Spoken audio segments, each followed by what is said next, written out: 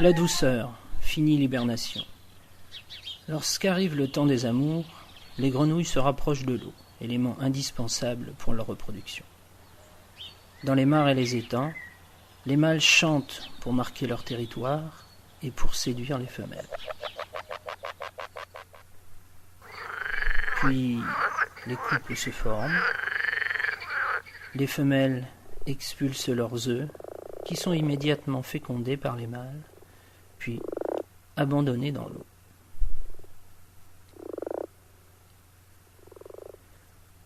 Comme chez les humains, dans le liquide du ventre maternel, les premiers moments de la vie vont donc se dérouler dans l'eau.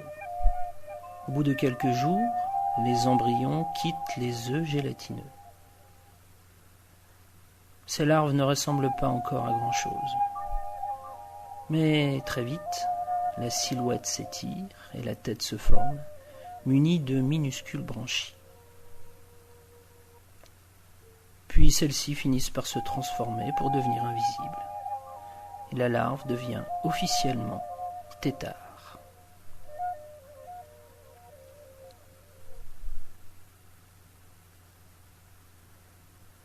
Durant leur croissance, les têtards, munis d'une sorte de bec, se nourrissent surtout de particules, de micro-organismes ou de végétaux qu'ils broutent énergiquement.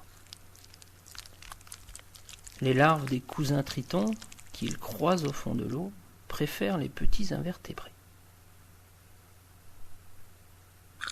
En parlant de tritons, gare. Les adultes aussi rôdent à cette période. Et un tétard au menu, ça n'a pas de prix.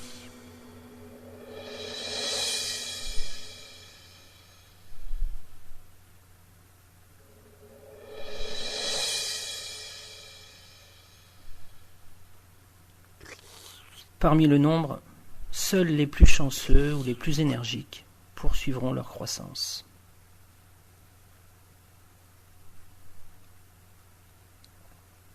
Les jours passent et de nouvelles transformations apparaissent.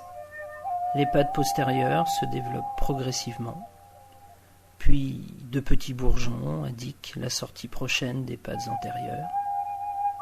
Ensuite, le bec devient bouche et la queue régresse jusqu'à disparaître.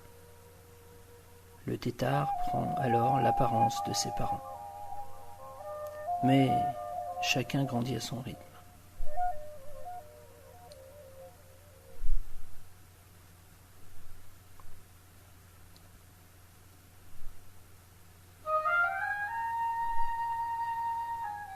Plusieurs semaines ont passé et il est maintenant temps de quitter la mare natale.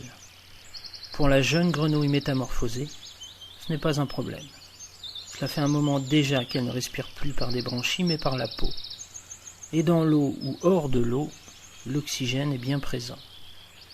Une nouvelle vie commence avec ses nouveaux dangers. La sécheresse, des prédateurs inconnus jusqu'alors. Tout est à réapprendre. Et c'est chaque jour une dangereuse partie de cache-cache.